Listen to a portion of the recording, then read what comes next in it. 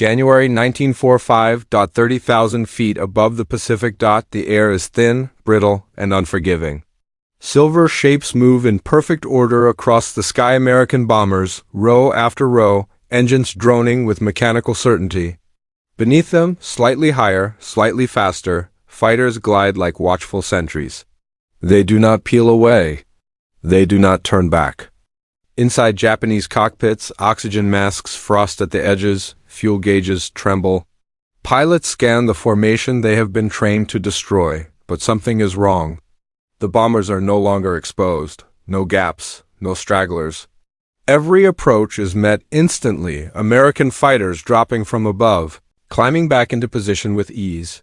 There is no opening. When war broke across the Pacific in December 1941, the balance of air power was clear and brutally one-sided. Japan entered the conflict with one of the most experienced air forces in the world. Its pilots were veterans, hardened by years of combat in China. They had flown real missions, faced real enemies, and survived. Training was selective and unforgiving. Only the best advanced.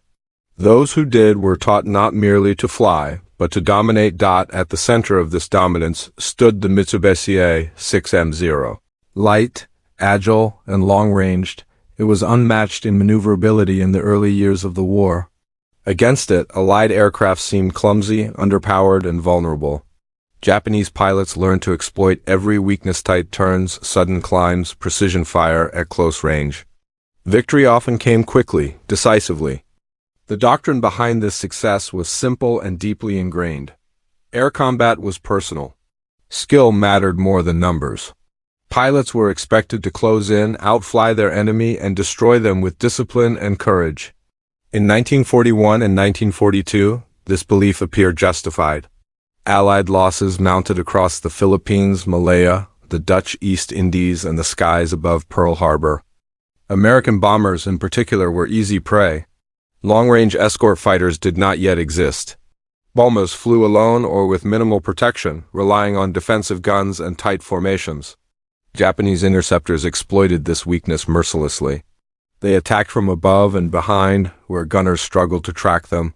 They struck quickly, then vanished. Each successful interception reinforced Japanese confidence. Bomber formations were predictable. Fighters lacked endurance. If escorts appeared at all, they rarely stayed long. Fuel constraints forced them to turn back, leaving bombers exposed during the most dangerous portion of the mission. By 1942, this pattern was well understood. Japanese planners assumed it would continue. But beneath these victories lay a fragile foundation. Japan's air doctrine emphasized quality over quantity. Pilot training was long, expensive, and irreplaceable. Losses were acceptable only when victory was swift. There was no system to rapidly replace experienced airmen. Every veteran lost was a permanent reduction in combat effectiveness. Meanwhile, across the Pacific, the United States was absorbing its early defeats and learning. American industry surged to life. Aircraft factories expanded at a scale unseen in history. New bombers rolled off assembly lines by the thousands. More importantly, the U.S. began to rethink how air wars were fought. Numbers, coordination, and technology would replace individual duels. Still, early American bombing efforts reflected old limitations. Even as new bombers like the B-17 Flying Fortress and B-24 Liberator entered service, they faced the same problem: range. Fighters could not escort them all the way to distant targets. The sky between escort range and target remained a killing zone. Japanese pilots continued to exploit this gap. Each interception confirmed what they believed to be an unchanging truth: that bombers, no matter how numerous, would always need to fly exposed. But by late 1943, signs of strain began to appear. Losses among veteran pilots accumulated. Replacement airmen lacked the same depth of experience. Training hours were shortened. Fuel shortages crept into daily operations. And somewhere beyond the horizon, American engineers were solving the one problem Japan assumed could never be solved. That solution would not announce itself immediately. It would arrive quietly, one escorted formation at a time. No advantage. No escape. For years, Japanese pilots had ruled the skies through skill, aggression, and experience. Now, they are forced to circle helplessly, watching enemy aircraft penetrate deeper than ever before unharmed, unchallenged, untouched. In that silent altitude, humiliation is not shouted, it is understood. And to understand how the sky itself changed sides, we must return to how this air war began. By 1943, the United States no longer measured the war in months or campaigns, it measured it in output. American factories produced aircraft in numbers that defied pre-war logic. Bombers were no longer rare assets. They were expendable instruments of strategy. What mattered was not whether a single aircraft survived, but whether enough reached their targets to make resistance meaningless. Yet even abundance had limits. Bombers could be built faster than pilots could be trained. Loss rates remained unsustainably high. Deep strikes against well-defended targets exposed a fatal weakness. Bombers still needed protection all the way in and all the way out. Early solutions failed. Fighters like the P-38 Lightning and P-47 Thunderbolt were powerful, fast, and heavily armed, but they drank fuel at an unforgiving rate. They could escort bombers part of the way, but not deep into enemy territory. Each mission ended the same way. Escorts peeled off, bombers pressed on alone. The Japanese noticed intercept tactics were refined. Radar stations tracked incoming formations. Fighters climbed ahead of bomber streams, positioning themselves above and sunward. Attacks came in disciplined waves.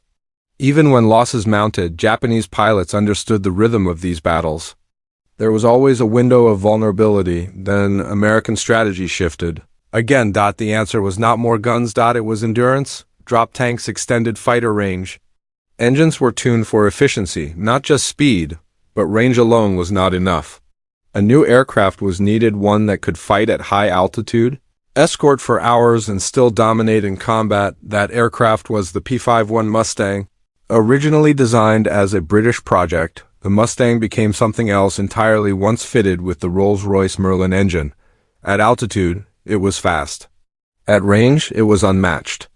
With external fuel tanks, it could fly alongside bombers from takeoff to target and back again over distances Japanese planners believed impossible. Equally important was how American doctrine evolved. Escort fighters were no longer tied to the bombers defensively. They were unleashed. Pilots were encouraged to engage enemy fighters aggressively, even far from the bomber stream. The goal was no longer merely to protect, but to destroy interception capability altogether.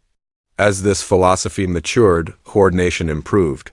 Radar coverage expanded. Mission planning became exacting. Altitude separation, timing, and formation discipline were enforced with near-mechanical precision. By late 1944, the effects were unmistakable. Japanese interception forces faced an enemy that arrived intact, defended itself constantly, and did not retreat. Every approach met resistance, every climb was answered. Even damaged bombers remained covered. Fuel shortages worsened on the Japanese side. Aircraft were grounded. Training hours dropped further. Replacement pilots entered combat with minimal preparation. Against them flew American airmen with standardized training, reliable equipment, and numerical superiority. Then came the missions over Japan itself. B-29 superfortresses began striking the home islands. Unlike earlier raids, these bombers were not probing attacks. They were sustained, methodical, and relentless. And this time, the escorts stayed, for Japanese pilots scrambled to intercept. The shock was immediate. They climbed expecting isolation. Instead, they found themselves outnumbered, outmaneuvered, and hunted. The sky they once controlled had become hostile, and in the cockpit, realization set in before defeat ever did, that the battle was no longer about skill, or courage, or even sacrifice. It was about who owned the air. That realization unfolded in stages, each one more devastating than the last. For Japanese pilots, the first emotion was not fear, it was disbelief. They climbed expecting patterns they knew by heart bombers exposed at altitude, escorts thinning with distance, a brief window where interception meant survival. Instead, they encountered an unbroken shield. American fighters remained overhead, below, and alongside the bomber stream, moving with confidence that bordered on indifference. Veteran pilots sensed the shift immediately. Every maneuver was anticipated, every attack vector was denied. The sky felt crowded in a way it never had before. There was no longer space to think, no time to reset. Younger pilots felt it even more sharply. Trained for duels, they were thrown into an environment where duels no longer existed. Engagements were brief, brutal, and final.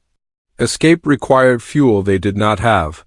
Victory required skill they had not yet earned. There was humiliation in this realization, not public, not spoken, but deeply internal. To be airborne yet powerless was worse than being grounded. Pilots returned without firing a shot, reporting formations they could not penetrate. Silence replaced confidence in briefing rooms. The air war had become impersonal. And for men trained to believe in mastery of the sky, that was devastating.